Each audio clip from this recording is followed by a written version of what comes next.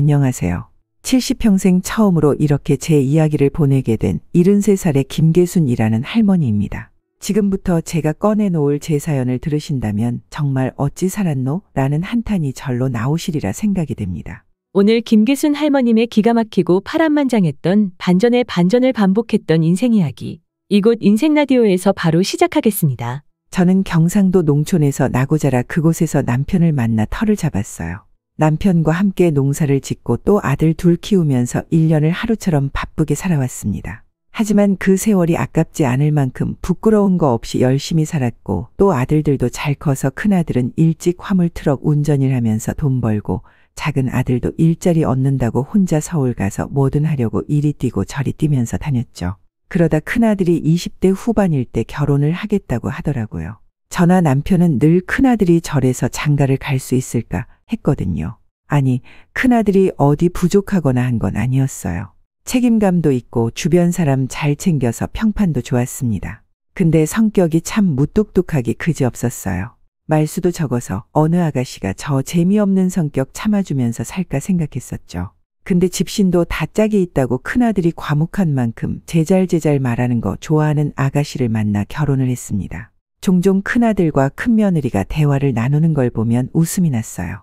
큰아들은 표정 변화 하나 없이 큰며느리가 혼자 조잘조잘 떠드는 걸 가만히 보고 있었거든요. 그게 웃기기도 하면서 절에서 대화가 되나 싶어서 큰며느리에게 답답하지 않냐고 물은 적이 있습니다. 근데 큰며느리는 크게 웃더니 이렇게 말을 하더군요. 아, 어머님, 저희는 이게 대화하는 거예요. 제가 이렇게 말이 많은데 남편까지 많았어 봐요. 둘 다 서로 내가 말한다고 막 싸움 났을걸요. 남편은 그냥 가만히 제 말만 듣고 있으면 돼요. 마치 짝을 만난 양말 한 쌍 같았네요.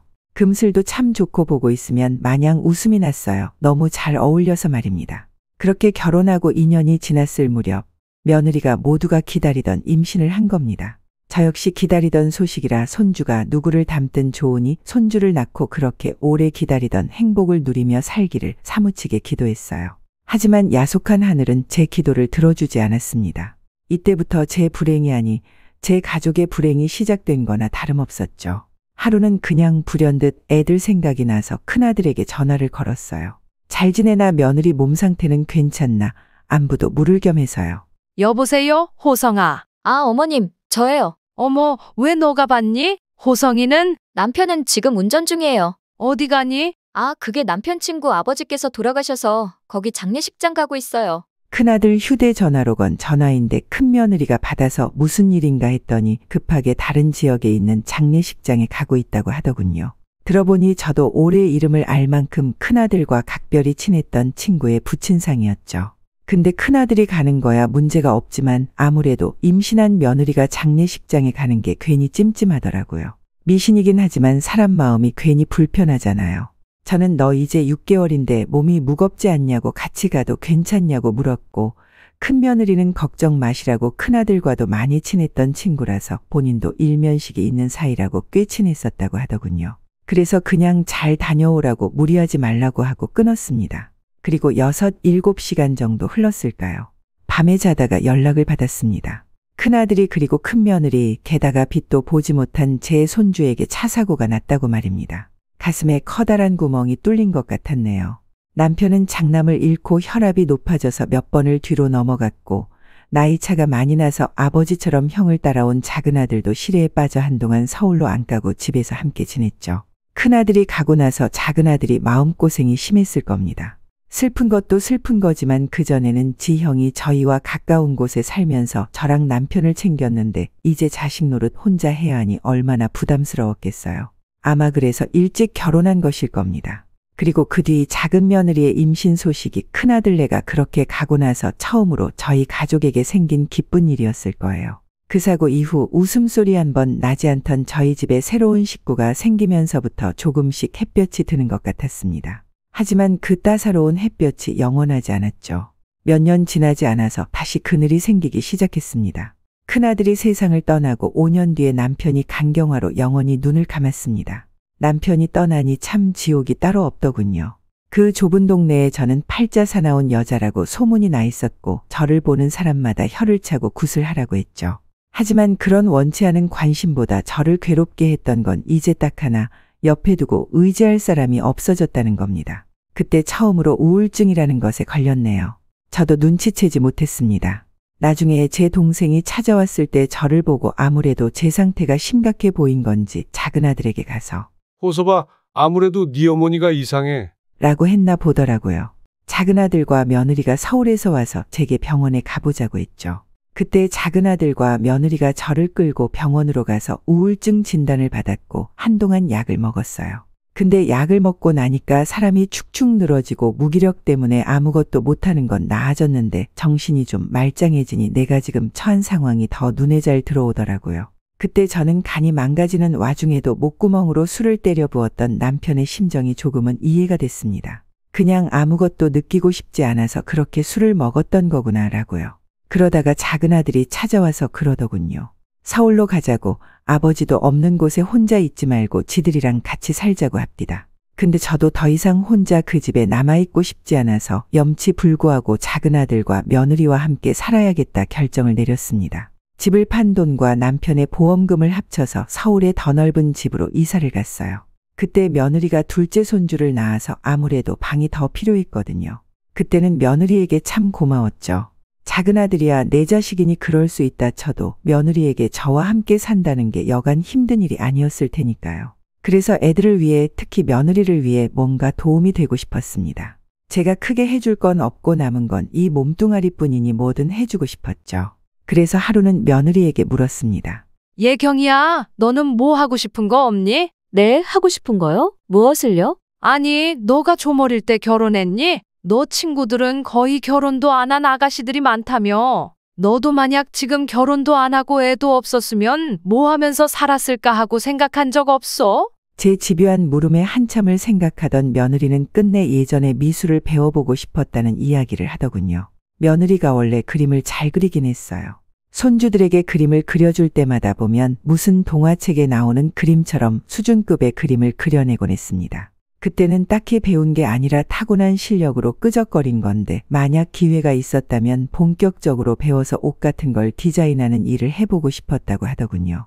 그 얘기를 들은 저는 집안일과 자식 때문에 포기하고 있던 걸 저와 같이 살아서 도움을 받을 수 있을 때 해보라고 제가 등을 떠밀었습니다. 그리고 며느리가 자신의 꿈을 향해 바쁘게 살 때 저는 집에서 손주들을 돌봤죠. 한 2, 3년 바짝 공부를 하니 며느리는 대단한 곳은 아니지만 작은 회사의 디자이너로 취직할 수 있었어요. 안 해보던 일이고 거의 처음 회사에 정식으로 취직한 거라 많이 힘들어했는데 그래도 그때 며느리 얼굴에는 항상 생기가 돌고 일하는 걸 즐거워했어요. 첫 월급을 받았을 때는 제게도 정식으로 월급을 주더라고요. 저도 일해서 돈 버는데 어머님도 당연히 이제 용돈이 아니라 월급을 받으셔야죠. 이제 어머니 월급은 제가 책임지고 드릴 테니까 어머님도 돈 모아서 하고 싶은 거 하세요. 아셨죠? 제가 어머님한테 진빚 갚는 거예요. 기분이 좋기는 했지만 넉넉하지 않은 살림 나중에 애들 학비라도 더 저축을 하라고 처음에는 거절을 했어요. 근데도 며느리는 어차피 많이 드리는 것도 아닌데 새롭게 사회생활하는 며느리 체면 좀 세워주시라며 받아달라고 하더라고요. 그래서 그 돈은 꼬박꼬박 모아서 나중에 손주들 용돈이나 줘야겠다 했습니다. 이제 둘 다 초등학생인 손주들 학교 끝나면 친구들이랑 주전부리 사 먹으라고 용돈 주고 학용품 필요하다고 하면 그걸로 주기도 했어요. 언제 이렇게 많이 컸나 지금이 제일 예쁠 때지 그저 아무 걱정 없는 이 시절이 오래 갔으면 했습니다. 애들이 더 크면 아무래도 공부다 진로다 속 시끄러운 일이 늘 테고 이제 할머니와 같이 놀 시간도 줄어들 테니까요. 애들이 어린 시절을 최대한 길게 그리고 즐겁게 보냈으면 했는데 저의 바람이 잘못됐나 봅니다. 이제 막 초등학교 들어가서 열심히 뛰어놀던 손녀가 영원히 어린아이로 남게 됐거든요. 소아암이었습니다. 소아암, 하늘이 정말 원망스러웠어요. 아니, 그렇게 작은 몸에 어디 암덩어리가 생길 자리가 있다고 그 어린 것이 뭘 잘못했다고 이런 일이 생기나 땅을 치면서 울었습니다. 엊그제까지만 하더라도 놀이터에서 뛰어놀던 손녀는 병원에 입원해서 그 어른도 받기 어렵다는 항암 치료를 시작했고 저는 병원에서 손녀와 함께 지내며 간병을 했습니다. 하지만 손녀는 9살이 되던 해에 새로운 2학년 교실을 한 번도 밟지 못하고 그렇게 세상을 떠났어요. 그때 저는 처음으로 제게 팔자박복한 여편네라고 집안에 뭔가 씌인 거라고 제게 손가락질을 하던 동네 사람들의 말을 믿게 됐습니다. 그게 아니라면 집안에 이렇게 어린애까지 잘못될 이유가 설명이 되지 않는다고 분명 뭔가 있다는 허무맹랑한 생각을 할 만큼 충격이 이만저만이 아니었어요. 손녀가 그 작은 입으로 마지막 숨을 내뱉고 눈을 감았을 때 며느리는 혼절했고 작은 아들은 손녀의 몸을 안고 처절하게 울음을 뱉었습니다. 지아야, 눈 좀 떠봐. 아빠야, 아빠 왔으니까 제발 눈 좀 떠봐. 지아야. 새끼 잃은 부모 심정 누구보다 제가 잘 알죠. 그래서 제발 제 아들과 며느리는 겪지 않았으면 했습니다. 세상에 아무리 나쁜 사람이라도 겪으면 안 되는 경험이 바로 자식의 죽음일 테니까요. 그렇게 손녀가 떠난 집안은 마치 하루 종일 땅거미가 내려앉은 것처럼 착 가라앉아서 한동안은 누구 하나 쉽게 입을 열지 못했습니다. 저도 저지만 작은 아들과 며느리는 거의 산송장이나 다름이 없었어요. 그리고 손자는 방 안에서 아예 나오질 않더군요. 매일 학교 다녀오고 나서도 방 안에 틀어박혀 나오질 않는데 동생을 누구보다 아꼈으니 그럴만도 하다 싶었어요. 근데 제 생각만큼 손자는 약하지 않았습니다. 하루는 간식이라도 챙겨줘야겠다 해서 떡이랑 우유 들고 손자 방으로 들어갔어요. 근데 손자는 제가 들어오는 것도 모를 정도로 책상 앞에 앉아서 공부를 하고 있는 게 아니겠어요. 원래도 공부를 열심히 안 하는 아이는 아니었지만 그래도 놀기도 하는 애였는데 어느 순간부터 방에 틀어박혀 공부만 하니 걱정이 됐죠. 그래서 하루는 할머니랑 한강 나가서 산책이나 하자고 아니면 나가서 TV 보자고 너 좋아하는 거 한다고 했습니다. 근데 손자는 단호하게 고개를 저으며 말하더군요. 저 그럴 시간 없어요. 공부해야 해요. 왜 갑자기 그렇게 공부를 해? 공부도 좋은데 사람이 쉴 때는 또 쉬어줘야 머리가 더 잘 돌아가는 거야. 선생님이 지금부터 공부를 열심히 해야 의사 될 수 있다고 했어요. 의사? 아니, 갑자기 왜 의사야? 도윤이 너 경찰 되고 싶다고 했잖아. 이제 아니에요. 이제 의사 되고 싶어요. 의사 돼서 할아버지나 지아처럼 아픈 사람들 고쳐주고 싶어요. 그래서 우리 엄마랑 아빠랑 할머니처럼 슬픈 사람들 없었으면 좋겠어요. 그 말을 들었을 때 목구멍이 꽉 막히는 것 같았습니다. 곧 중학교에 들어갈 나이이긴 하지만 그래도 어린 게 지금까지 혼자 얼마나 마음고생을 했을까 싶어서 저는 그 자리에서 손자를 끌어안고 아유, 내 새끼, 아유, 불쌍한 내 새끼 하면서 한참을 울었습니다. 그리고 그 일을 작은 아들과 며느리에게 전하며 말했습니다. 너네 마음은 알겠는데 계속 이렇게 살 수는 없어. 도윤이 의사 되겠다더라. 그 어린 것도 나중에 먼저 간 지동생 같은 불쌍한 사람들을 돕겠다고 의사 된대. 우리 도윤이를 봐서라도 더 열심히 살아야 해. 이제 도윤이 보고 살아. 지동생 생각해서 의사 되겠다는 도윤이를 봐서라도 우리 참고 살자. 응? 그때부터 작은 아들도 며느리도 계속 수심에 잠겨서는 살 수 없겠다 싶었는지 집에서도 조묻고 손자 데리고 나가서 바람도 쐬더라고요. 다행이죠. 다시 살림이 생겼으니 말입니다. 그 후로 작은 아들은 원래 몸담아 일해왔던 곳을 떠나 독자적으로 사무실을 차려 이삿짐 센터 사업을 이어나갔고 며느리도 돌아간 회사에서 디자이너로 오래 일을 했어요. 그리고 손자도 매일 학교 학원 독서실을 다니면서 열심히 공부를 했고요. 참 제가 봐도 독하다 싶을 만큼 공부를 했습니다. 그리고 끝내 손자는 우리나라에서 이름난 의대에 들어갔습니다. 합격 발표가 나고 다음 날 저희는 다 같이 손녀가 있는 납골당에 갔어요. 손녀는 땅에 묻지 않고 며느리의 바람대로 집에서 제일 가까운 납골당에 안치했거든요. 거기서 손자는 손녀의 사진 옆에 대학교 합격 증서를 적어서 놔주고 드디어 의대에 붙었다고 이제 의사 될 거라고 하면서 오랫동안 울었습니다. 손자는 제게 동생이 본인을 의대에 보낸 거나 다름없다고 했고 저도 그 말이 맞다고 생각을 했어요. 지난 6, 7년 동안 손자가 이를 악물고 공부를 할 수 있었던 절박함은 다 동생에 대한 그리움에서 왔을 테니 말입니다. 손자의 의대 진학은 손자의 목표이기도 했지만 가족 전체의 목표이기도 했어서 손자가 의대에 붙은 다음 가족들 모두 마치 큰 산 하나 넘은 것처럼 뿌듯해했어요. 근데 손자는 가장 정신없이 살았던 고3 때보다 더 바빠졌습니다. 그때보다 얼굴 보기가 더 힘들었어요. 아니, 무슨 시험이 그리 많은지 매일매일 다른 과목으로 시험 준비를 하느라 학교 도서관에서 아주 살다시피 하는 게 아니겠어요. 그렇게 잘 버티던 손자가 딱 한 번 휘청거릴 정도로 힘들어했던 때가 있었습니다. 공부 때문이 아니라 혼을 쏙 빼먹을 정도로 충격적인 사건이 있었거든요. 손자는 거의 학교에서 살다시피 하고 아니면 늦게까지 공부하다가 학교 근처에 자취하는 친구 집에서 자는 날이 많았어요. 그래도 일주일에 3번은 꼭 집에 오긴 했습니다. 할머니가 손자 얼굴 잊어버리면 안 되지. 하고 와서 밥 먹고 가고 제가 그 당시 당뇨 증세가 있었는데 약 잘 먹고 있나 확인도 했고 또 다리도 주물러주고 파스도 붙여주고 가기도 했어요. 그날도 오랜만에 손자가 집에 왔던 날이었죠. 아마 오후 6시나 7시 정도 됐을 겁니다. 갑자기 초인종 소리가 나서 나가봤더니 여자가 하나 서 있더라고요. 50대 정도 됐을까? 생전 처음 보는 사람이었는데 낯선 사람의 방문보다 그 사람의 얼굴 표정 때문에 당황을 했습니다. 무슨 일인지 세상에 불만 많은 얼굴을 하더니 문을 열자마자 다짜고짜 제게 이렇게 말했거든요. 여기 박경희 그 여자 집이죠? 박경희는 제 며느리 이름이었어요. 근데 저는 잔뜩 성이 난 여자 앞에서 맞다고 대답하기보단 의아해하며 물을 수밖에 없었죠.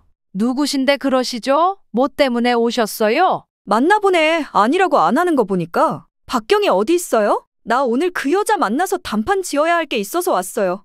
안에 있어요? 야 박경희 너 나와! 여자가 갑자기 고래고래 소리 지르면서 며느리의 이름을 부르자 주방에 있던 손자도 어리둥절한 표정으로 나왔죠. 그랬더니 그 여자가 제 손자를 가리키며 말했습니다. 아 그쪽이 의대 다닌다는 아들? 지 아들이 의대 다닐 동안 내 자식들 눈에서는 피눈물이 났는데 이 미친년 어디 있어요? 박경희 지금 어디 있냐고? 아니, 다짜고짜 이게 무슨 경우예요? 왜 왔는지 그 이유부터 말하라니까요. 그래 못할 거 없죠. 이 집 박경희라는 여자가 내 남편이랑 회사에서 눈 맞아서 바람이 났어요. 이 집 며느님이 애 셋이나 있는 유부남 꼬셔서 연애를 하신다고요. 나 이거 절대 못 넘어가. 박경희 나오라 그래. 박경희 어디 있어? 모르는 여자가 남의 집을 돌아다니면서 문이란 문은 다 활짝 열면서 난동을 부리는데 저는 있던 자리에 꿋꿋이 서서 그대로 굳어 있었습니다. 며느리가 회사에서 바람이 났다니 그것도 유부남이랑. 충격을 받기는 했지만 처음에는 믿어지지 않았죠. 그래도 설마 사실이면 어떻게 하나 하는 생각에 움직일 수가 없었습니다. 안 계시는 거 확인하셨잖아요. 그러니까 나가세요. 이게 무슨 경우입니까? 어르신 계시는데 나가세요. 무슨 말인지는 알겠는데 일단 나가시라고요. 경찰 부르기 전에. 손자가 그렇게 말하며 그 여자를 집에서 내쫓았을 때가 좀 정신이 돌아왔는데 차마 손자에게 이게 무슨 일이냐고 정말 네 엄마가 그랬을 것 같냐는 말이 떨어지지를 않더군요. 손자는 벌벌 떠는 저를 소파에 앉혔고 그냥 그대로 멍하니 있었어요. 근데 1시간 정도 지났을까요? 아파트 단지에서 쩌렁쩌렁한 싸움 소리가 들리는 겁니다. 그때가 여름이라서 베란다 문을 다 열어놨는데 원래 아파트 단지에서 조금만 소리를 내도 다 들리잖아요. 근데 얼마나 소리가 컸으면 베란다로 나갔을 때 다른 집들도 그 소리를 듣고 창문으로 머리를 빼고 아래를 구경하고 있을 정도였어요. 근데 이상하게 불안한 겁니다. 혹시 하는 마음에 제가 현관문으로 나갔는데 손자가 저를 만류하면서 집에 있으시라고 본인이 직접 나가보겠다고 하더군요. 손자가 나가고 나서 집에서 혼자 기다리는데 밖에서 들리는 싸움 소리는 더 커지고 욕설까지 들리는 것 같고 불안에 미치는 줄 알았습니다. 기다리는 것도 못하겠어서 저도 얼마 안 있어 집 밖으로 나갔죠. 아니나 다를까 아파트 현관 앞에서 아까 왔던 여자와 막 퇴근해 돌아온 며느리가 만나서 소리를 지르며 싸우고 있더라고요. 아니, 싸웠다기보다는 그 여자 혼자 온갖 욕을 다 하고 있었고 며느리는 손자 뒤에 숨어서 있었네요. 여자는 며느리에게 증거라고 사진을 뿌리고 손가락질하고 욕을 하면서 내가 다 소문낼 거라고 너 가만히 안 둔다 복수한다 라고 하면서 정말 미친 듯이 소리를 질렀어요. 차마 가까이 가지 못할 정도로 살기가 가득했죠. 아파트 주민들 다 와서 구경하고 손자는 혼자 그 여자를 말리고 며느리는 꿀먹은 벙어리가 되어서 아무 말도 없고 더 이상 상황이 안 좋아질 수 없다고 생각을 했는데 작은 아들이 퇴근하고 집에 오면서 이 모든 광경을 봐버렸네요. 이게 지금 무슨 일입니까? 남의 아들한테 지금 뭐 하는 거예요? 도윤아, 이 여자가 지금 뭐라고 하는 거야? 아들이라고 했어요? 그럼 저기 박경희 남편이겠네? 내 남편 꼬드겨서 바람난 여자 쌍판 좀 보러 왔어요. 박경희 저 여자가 애 셋 딸린 내 남편이랑 회사에서 눈 맞고 바람이 났길래 도저히 가만히 있을 수 없어서 저 여자 머리채 한번 잡아보려고 왔다고요. 야, 너 이리 안 와? 내 말이 아니면 네 아들 뒤에서 당장 나와보라고. 작은 아들은 아닌 밤중에 홍두깨보다 더 황당한 말을 듣고 한동안 말을 잇지 못했습니다. 손자 뒤에 숨어있는 며느리를 심각한 얼굴로 보다가 이내 손자와 함께 그 여자를 말렸어요. 무슨 말인지 알겠다고 그래도 사람들 다 보는데 할 만큼 하셨으니 그만하라고 우리도 우리대로 조치를 취하겠다 그만 가셔라 하면서 이제 그만하고 가라고 했죠. 그 여자는 끝내 다른 주민이 이 소동으로 인해 경찰을 불렀다는 말을 듣고 떠났습니다. 하지만 끝까지 제 아들에게 삿대질을 하면서 마누라 단속 잘하라고 어디 묶어두고 감시하라고 저 여자 때문에 우리 가정 파탄나고 내 자식들 눈에 피눈물 난 거 책임지라고 하고 쩌렁쩌렁 소리를 지르고서야 갔습니다. 혼이 쏙 빠진 다음에 집에 돌아오고 나서 저는 며느리가 일말의 변명이라도 먼저 하리라고 생각을 했어요. 근데 지 혼자 찬물을 벌컥벌컥 마시더니 아무 말도 안 하더군요. 그래서 답답한 손자가 먼저 며느리에게 가서 말했습니다. 엄마, 뭐라고 설명 좀 해봐요. 이게 다 뭔데? 저 아줌마가 한 말이 사실이에요? 엄마 정말 회사에서 바람났어? 진짜 사람 답답하게 하지 말고 뭐라도 말 좀 하라고요. 집에서 큰 소리 한 번 내본 적 없는 손자가 답답해서 그렇게 역정을 내도 며느리는 가족들 누구와도 눈을 안 마주치고 아예 입을 꼭 다물더군요. 손자가 악을 써도 눈 하나 깜짝을 안 해서 작은 아들이 가서 손자를 말리고 말했어요. 도윤아 그만해. 할머니 계신 데서 소리 지르지 마. 여보, 일단 당신이 설명 좀 해봐. 지금 이 난리가 났는데 당신은 뭐 할 말 없어? 당장 당신 입장 들으려고 기다리는 가족들 생각은 안 해? 말 좀 해보라니까 좀. 작은 아들이 그 상황에서도 비교적 차분하게 말을 하니 그제야 지가 무슨 말을 하냐고 아까 다 들었지 않냐고 하는 소리만 하더라고요. 그 뻔뻔함에 기가 차고 심장이 벌렁거리는데 작은 아들은 한숨만 쉬더니 이렇게 말했습니다. 내가 그렇게 못 믿어왔어? 내가 그렇게 부족했어? 당신이 일 나가서 다른 남자, 그것도 유부남이랑 어떻게 바람이 나? 그래, 당신도 그렇고 우리 가족 지하 가고 나서 많이 힘들었지. 지금까지 그 후유증 남아있을 수 있어. 근데 아무리 그래도 밖에서 다른 남자를 만날 게 아니라 다른 사람한테 기댈 게 아니라 우리 가족들끼리 집에서 해결했어야 하는 거 아니야? 당신이 우리한테 어떻게 이래?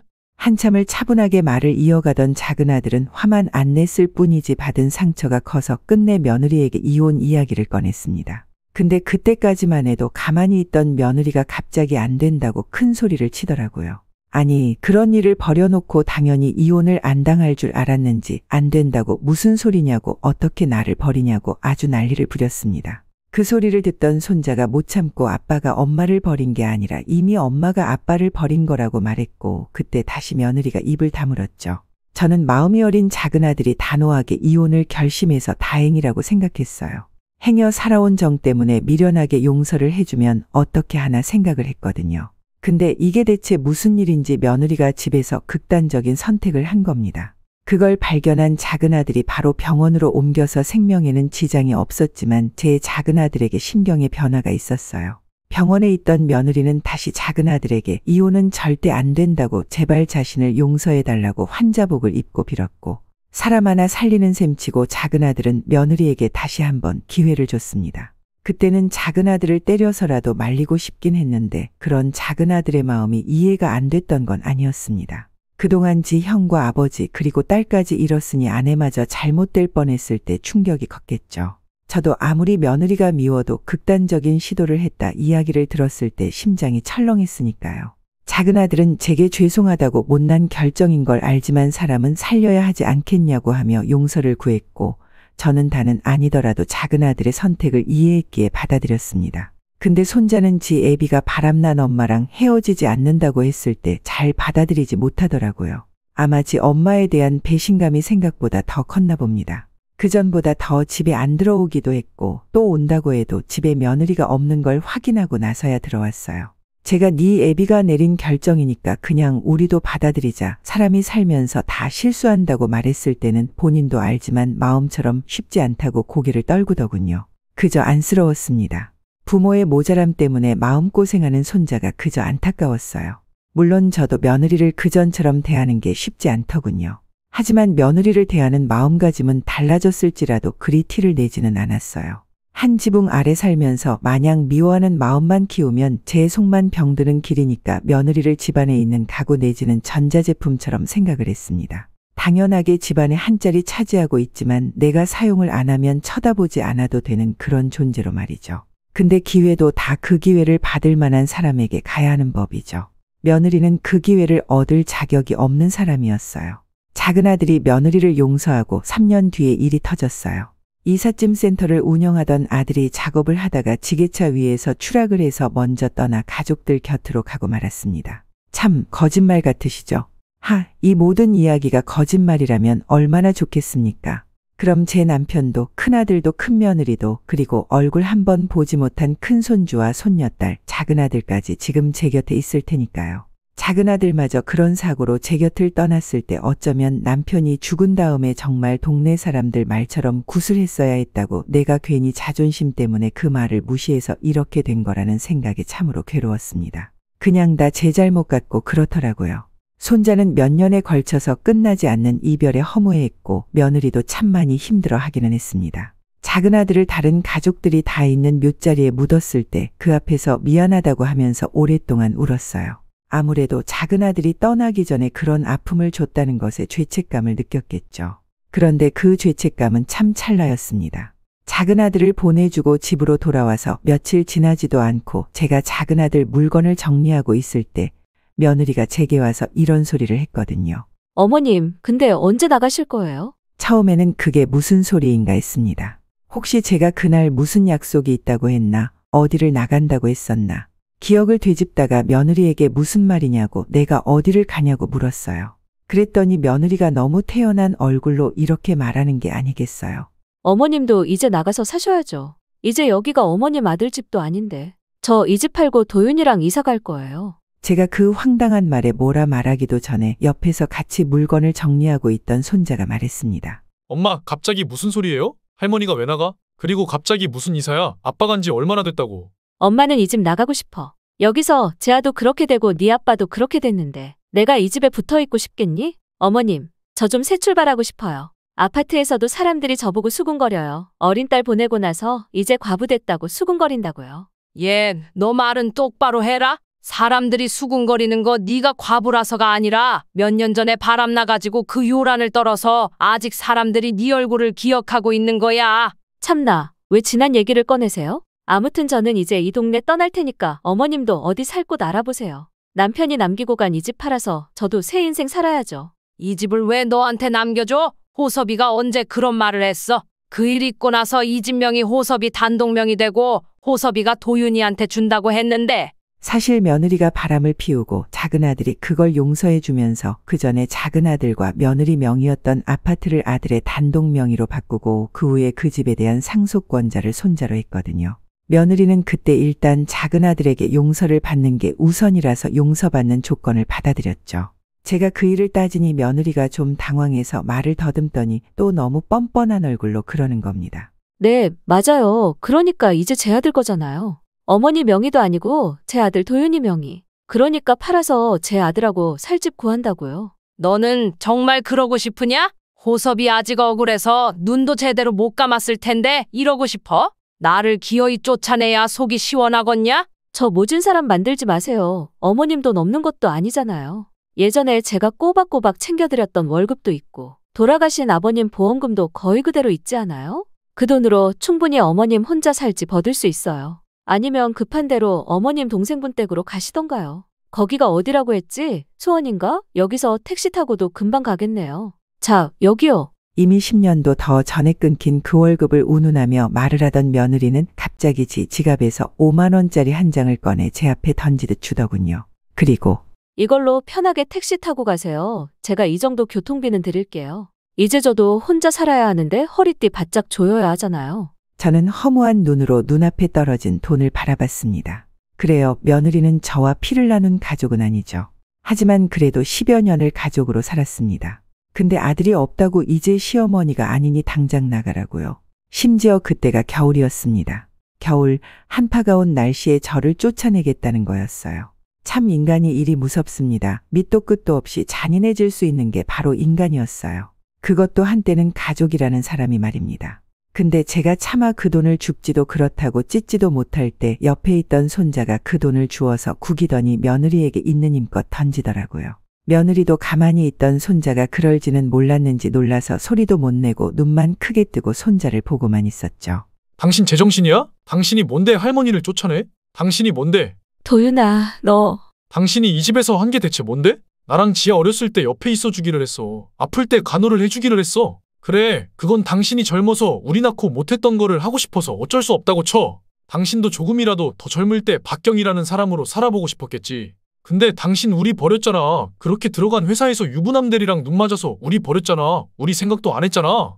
도윤아, 그건 이미 지난 일이잖아. 왜 이미 지난 일을 들춰내고 그래. 네 아빠도 다 용서했는데 너가 왜 그러냐고. 그래, 그건 아빠가 용서했다 치자. 그럼 당신 정말 정신 차리긴 했어? 정말 정신 차리고 우리 아빠 그리고 나나 할머니한테 부끄러운 짓 그 후로 한 번도 안 했어? 그래, 안 했어. 네 엄마 떳떳하다고.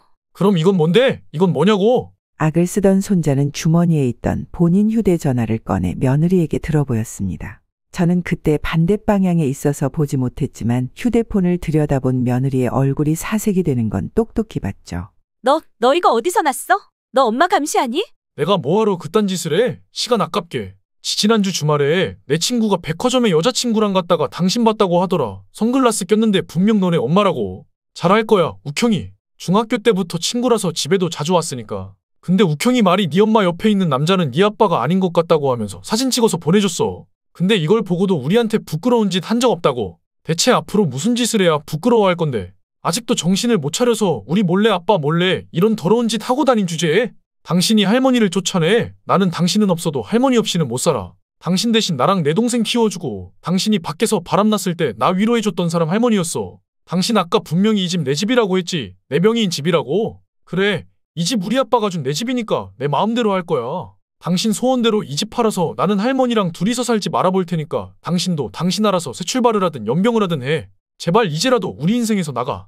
그렇게 한바탕 쏟아낸 손자는 제 손을 잡고 집을 나갔습니다. 손자는 행여 그 집에 제가 계속 있다가는 엄마가 또 무슨 짓을 할지 모른다면서 일단 수원에 있는 이모 할머니 댁에 가 계시라고 하더군요. 그리고 끝내 손자는 그 집을 내놓고 나서 저하고 살방 2개짜리 아담한 아파트를 얻었죠.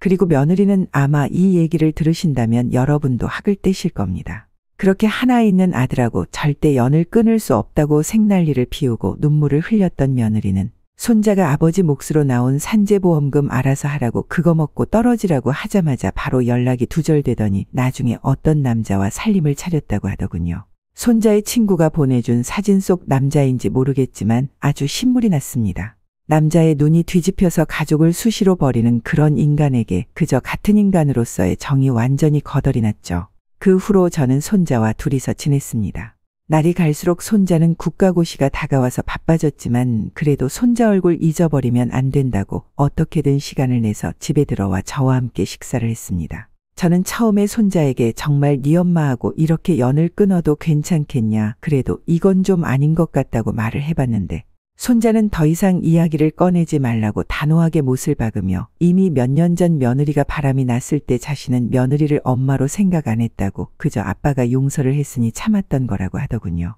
제 생각보다 그 당시 손자에게 났던 상처와 감정의 골은 더욱 심했습니다. 물론 그 후로 몇 년 뒤에 며느리가 먼저 손자에게 연락을 해왔습니다. 목마른 인간이 우물을 판다고 하잖아요. 며느리는 목이 말라서 당장 죽음을 앞뒀을 때야 지 자식을 찾더라고요. 그것도 손자에게 미안하고 보고 싶어서 찾아갔던 게 아니라 다 지가 아쉬워서 왔던 거였죠. 하루는 집에 온 손자가 갑자기 이사를 가야 한다고 하더군요. 제가 무슨 말이냐고 했더니 그 당시 손자는 국가고시를 합격한 뒤 면허를 따고 나서 바로 군의관으로 군대를 갔거든요. 근데 대체 어디서 알아낸 건지 손자가 있던 근무지로 며느리가 찾아간 거예요. 몇 년 만에 아들을 만나기 위해 온 며느리는 잘 지냈냐, 어디 아픈 곳은 없냐 묻기도 전에 손자에게 다짜고짜 본인이 암이라고 혈액암인데 아는 병원 좀 소개시켜줘라. 너 아는 선배나 교수가 있는 병원을 갈 수 있냐고 물었답니다. 도윤아, 엄마가 이번에 보험이 많이 안 나왔어. 뭘 잘못 든 건지 생각만큼 안 나온다고 하더라고. 엄마 살 빠진 거 보이지? 이렇게 아픈데 엄마가 어떻게 혼자 지내겠어. 할머니가 신경 쓰이면 엄마가 잘 말할 테니까 일단 엄마 병원 알아보고 나서 어떻게 할지 좀 의논하면 안 될까? 뻔뻔하기 그지없는 며느리의 말에 손자는 단박에 며느리를 쫓아냈다고 합니다. 나는 이미 당신 없이 잘 살았고 앞으로도 잘 살 거라고, 내 부모는 이제 할머니뿐이니 당신도 아들 없는 셈치고 알아서 살라고 하고 쫓아냈다고 하더군요. 그 후로는 안 오더라고요. 정말 어디 병원에 간 건지 모르겠지만 아직까지 따로 연락이 없는 걸로 봐선 죽진 않았나 봐요. 저는 모르겠지만 아마 며느리에게 남은 건 친자식인 손주뿐이라서 아마 사망을 하면 바로 연락이 올 거니까요. 물론 손자는 그 인간 죽은 소식도 듣기 싫다고 그 후로 휴대전화번호도 바꾸고 복무도 끝나고 해서 이사도 했어요. 제 연락처도 당연히 바꿨고요. 피가 뭔지 그렇게 끊고 싶어 해도 어떻게 해서든 다시 만나게 되는 걸 보면 아마 정말로 며느리가 눈을 감아야 제 손자가 이 지독한 악연에서 자유가 되지 않을까 합니다. 이렇게 제 사연을 쓰면서 제 지난 인생을 뒤돌아보니 제가 박복하다 했어도 제게는 저를 늘 지켜주던 가족들이 있었더라고요. 큰아들네가 갔을 때는 남편하고 작은아들이 저를 지켜줬고, 남편이 갔을 때는 저를 작은아들이 지켜주고, 또 작은아들이 가고 나서는 이렇게 손자가 저를 지켜주고 있으니 말입니다. 이제 제 남은 인생에서 제가 바라는 건 많이 없습니다. 그저 우리 손자가 사랑하는 사람을 만나서 가정을 꾸리는 거, 그거 하나 보고 가면 여한이 없네요. 오늘의 인생라디오 사연글에 여러분의 소중한 댓글 참여 기다리면서 구독, 좋아요, 알람 설정해 주시면 매일 새로운 사연으로 만나실 수 있습니다. 늘 건강하시고 행복하세요. 감사합니다.